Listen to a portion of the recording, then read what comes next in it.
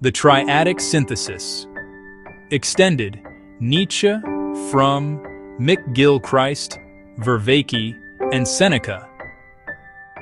Human consciousness, across its philosophical, psychological, and spiritual evolution, oscillates between chaos and order, vitality and structure, participation and control. This dynamic, refracted through the works of Nietzsche, Fromm, McGilchrist, and Vervaeke, describes not a fixed state, but an ecology of mind, a living process of integration. To this evolving synthesis, we may now add Seneca, whose Stoic philosophy gives ancient articulation to the same dialectic. Fortune, providence, and virtue in Seneca mirror precisely the participatory, rational, and integrative modes that define this triadic framework.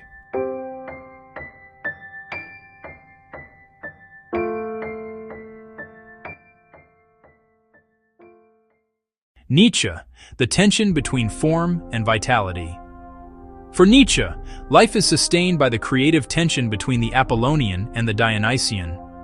The Apollonian seeks clarity, form, and individuation. It builds, delineates, and preserves. The Dionysian embodies vitality, chaos, and ecstatic unity. It dissolves boundaries and renews.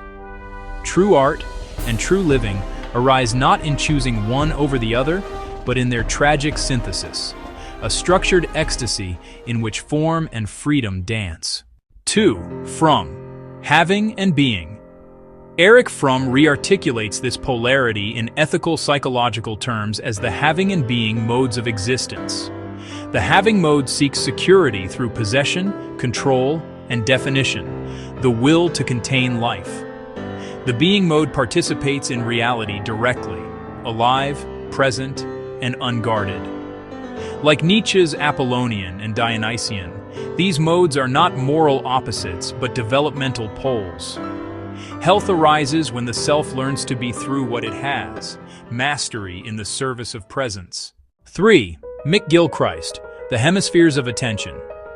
Iain McGilchrist's hemispheric model grounds these insights in neurophenomenology. The left hemisphere abstracts, manipulates, and categorizes. It is the Apollonian mind of control and representation. The right hemisphere apprehends context, relationship, and living meaning. It is the Dionysian mind of participation and wholeness. Civilization, he warns, has become trapped in the left's self-enclosed certainty. Health, personal and cultural, returns only when the right once again leads and the left serves. 4.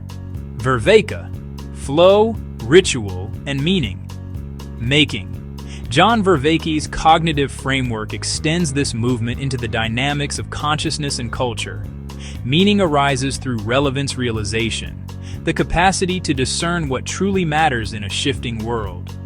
When this attunement becomes embodied, it manifests as flow, the seamless merger of skill and absorption, precision and vitality. When enacted collectively, it becomes ritual, the social and symbolic embodiment of meaning, aligning individual and community through shared participation. 5. Seneca, fortune, providence, and virtue. Seneca's Stoic philosophy completes the arc from ontology to ethics. His world, like ours, is governed by uncertainty, by fortune, Fortuna, the goddess of chance and change. Fortune is the external, unpredictable current of life, what befalls us beyond our will. Against her stands providence, providentia, the rational structure of the cosmos, the Apollonian mind of the universe itself.